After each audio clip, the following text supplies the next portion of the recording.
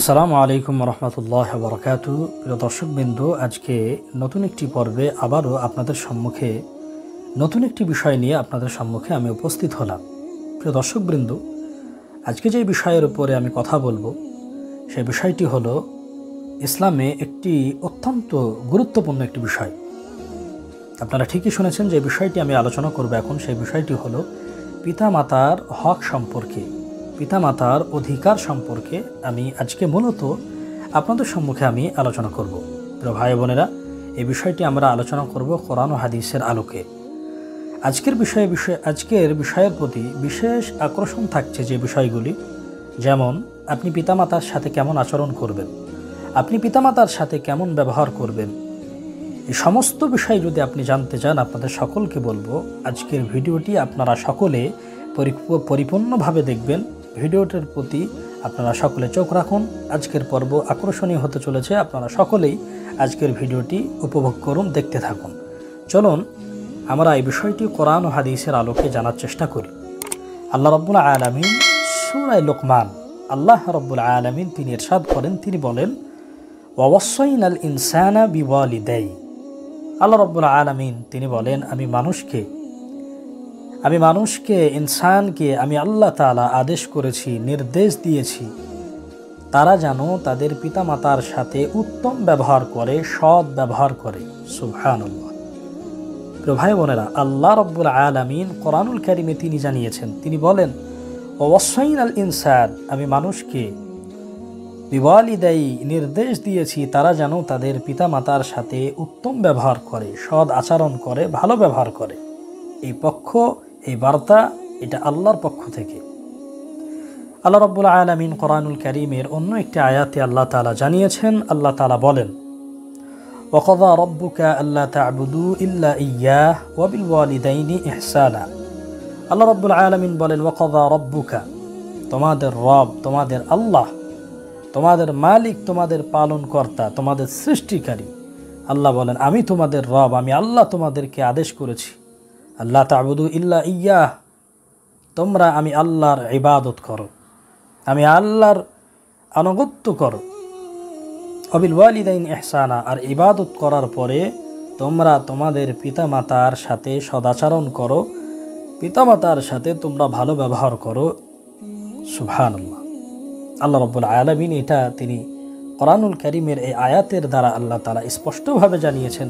আল্লাহ তাআলা তার ইবাদতের পরে আল্লাহ রাব্বুল আলামিন তার ইবাদত করার পরেই যার বিধান, যার হুকুম, যার হক, পিতামাতার হকের কথায় আল্লাহ তাআলা তার ইবাদতের পরে আল্লাহ তাআলা পিতামাতার স্থান, পিতামাতার অধিকার, পিতামাতার হককে আল্লাহ তাআলা বর্ণনা করেছেন। একই আয়াতে একই স্তরে আল্লাহ তাআলা এনেছেন যে আমার ইবাদত করার পরে তোমরা তোমাদের পিতামাতার সাথে ভালো ব্যবহার করো, উত্তম ব্যবহার করো, সৎ ব্যবহার করো, সদাচরণ করো তোমাদের পিতামাতার সাথে।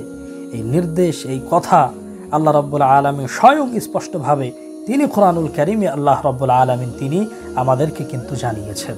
তাহলে এই আয়াত থেকে স্পষ্টভাবে আমরা জানতে পারি যে পিতামাতার সাথে উত্তম ব্যবহার করতে হবে, ভালো ব্যবহার করতে হবে।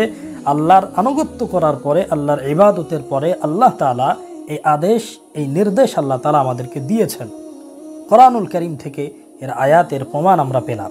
চলুন এই বিষয়টি আমরা হাদিসে পাকের মধ্যে জানার চেষ্টা করি। এই হাদিসটি তিরমিজি শরীফ ও ইবনে মাজাহ শরীফের হাদিসের একই হাদিস দুটো কিতাবে বর্ণনা হয়েছে, এসেছেন। নবী করিম সাল্লাল্লাহু আলাইহি ওয়াসাল্লাম তিনি বলেন, পিতামাতার সন্তুষ্টির মধ্যেই আল্লাহ তাআলা সন্তুষ্টি হয়। সুবহানাল্লাহ। আর পিতামাতা যদি অসন্তুষ্টি হয়, তাহলে পিতামাতা অসন্তুষ্টি হওয়ার কারণেই আল্লাহ রাব্বুল আলামিন আপনার প্রতি অসন্তুষ্ট হবে। নাউযুবিল্লাহ। প্রিয় ভাই বোনেরা, বিশ্বনবী সাল্লাল্লাহু আলাইহি ওয়াসাল্লাম তিনি বলেছেন, তিনি ইরশাদ করেছেন, যদি আল্লাহকে খুশি করতে চাও, তাহলে সন্তুষ্টি করতে চাও, তাহলে পিতামাতাকে সন্তুষ্টি করো। পিতামাতা যদি সন্তুষ্টি হয়, আল্লাহ তোমার প্রতি সন্তুষ্টি হবে। সুবহানাল্লাহ। আর পিতামাতা যদি অসন্তুষ্টি হয়, আল্লাহ রাব্বুল আলামিনও তোমার প্রতি অসন্তুষ্ট হবে।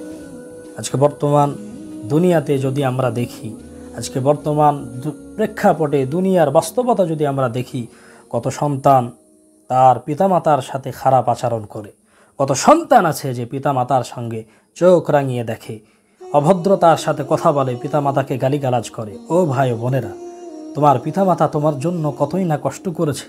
তোমার পিতামাতা তিলে তিলে তোমাকে মানুষ করেছে, তোমাকে বড় করেছে। পিতা সারাদিন অক্লান্ত পরিশ্রম করেছে তোমাকে মানুষ করার জন্য, তোমাকে বড় করার জন্য। ছোট্টবেলা থেকে নিয়ে তুমি যখন চলতে পারতে না, তুমি যখন হাঁটার ক্ষমতা ছিল না, তোমার পিতা তোমাকে হাঁটিয়েছে, তোমার পিতা কাঁধে করে নিয়েছে তোমাকে, তোমার পিতা তোমাকে আদর করেছে, চুম্বন দিয়েছে। আজকে কত ডাকাত সন্তান আমরা সমাজে আছি যারা পিতামাতার সাথে এখনও পর্যন্ত গালিগালাজ করে, পিতামাতার গায়েও তারা হাত দেয়। নাউজুবিল্লাহ, নাউজুবিল্লাহ। আপনি আপনার আখিরাতকে বরবাদ করছেন। যেখানে আল্লাহর ইবাদতের পরে আল্লাহ তাআলা পিতামাতার মর্যাদা, পিতামাতার কথা, পিতামাতার হক, পিতামাতার অধিকার আল্লাহ তাআলা এনেছেন, সেই জায়গায় আজকে কত সন্তান আমরা আছি যারা এখনও পর্যন্ত পিতামাতার সাথে আমরা বেয়াদবি করি, পিতামাতার সঙ্গে আমরা খারাপ আচরণ করি, পিতামাতাকে মারা ধরা করা হয়। আজকে বর্তমান সময়ে সোশ্যাল মিডিয়ার যুগে দেখা যায় অমুক সন্তান তার পিতাকে জবাহ করে দিয়েছে, অমুক সন্তান তার মাকে হত্যা করে ফেলেছে। ভাই ও বোনেরা, কত বড় ভুল পথে, ভুল ডিসিশনের মধ্যে আমরা এখনও রয়েছি। বিশ্বনবী সাল্লাল্লাহু আলাইহি ওয়াসাল্লাম স্বয়ং যেখানে বলেছে যে তোমার পিতামাতা যদি তোমার প্রতি অসন্তুষ্ট হয়, আল্লাহ তোমার প্রতি অসন্তুষ্ট হবে। সারা জায়গায় ভালো ব্যবহার করেন, ভালো কথা বলেন, মানুষ আপনার প্রতি খুশি, কিন্তু বাড়িতে আপনি আপনার পিতামাতার সাথে বাজে ব্যবহার করেন, খারাপ আচরণ করেন, সৎ উত্তম ব্যবহার আপনি করেন না, ভালো কথাবার্তা আপনি বলেন না। আপনাকে মনে রাখতে হবে আল্লাহ আপনার প্রতি অসন্তুষ্টি আছে। এজন্য প্রিয় ভাইয়েরা, আপনাদের সকলকে বলবো, পিতামাতা হলো আমার আপনার জন্য জান্নাতের দরজা। পিতামাতার সেবা যত্ন করুন, তাদের কাছ থেকে দোয়া নেন। যাদের পিতামাতা মারা গিয়েছে, দুনিয়া থেকে চলে গিয়েছে, তাদেরকে বলবো পিতামাতার জন্য বেশি বেশি দোয়া করেন। আল্লাহ তাআলা পিতামাতার জন্য কিভাবে দোয়া করবেন আল্লাহ তাআলা এটাও কোরআনুল কারীমে আল্লাহ তাআলা আমাদেরকে শিক্ষা দিয়েছে। আল্লাহ তাআলা এই দোয়াটাও আমাদেরকে শিখিয়ে দিয়েছেন। আল্লাহ বলেছেন, রব্বিরহামহুমা কামা রব্বায়ানি সগীরা। প্রত্যেক নামাজের পরে যখনই আপনি সালাত কায়েম করবেন, নামাজ করবেন, যখনই দু হাত তুলে আপনি দোয়া করবেন, অবশ্যই আপনি এই দোয়াটি জরুর করবেন, অবশ্যই করবেন। পিতামাতার জন্য বেশি বেশি করে আল্লাহর কাছে আপনি ফরিয়াদ করুন, আল্লাহর কাছে আপনি দোয়া করুন। প্রিয় ভাইরা, আপনাদের সকলকে বলবো বেশি বেশি করে পিতামাতার খিদমত করুন। আল্লাহ তাআলা আমাদের সকলকে পিতামাতার সাথে সৎ আচরণ করা, উত্তম ব্যবহার করা আল্লাহ তাআলা তৌফিক দান করুক। আসসালামু আলাইকুম ওয়া রাহমাতুল্লাহি ওয়া বারাকাতুহু। এখনও পর্যন্ত যারা চ্যানেলটিকে সাবস্ক্রাইব করেননি, আপনাদের সকলকে বলবো আমার এই চ্যানেলটিকে আপনারা সাবস্ক্রাইব করুন। ভিডিওটি ভালো লাগলে লাইক করবেন, শেয়ার করবেন।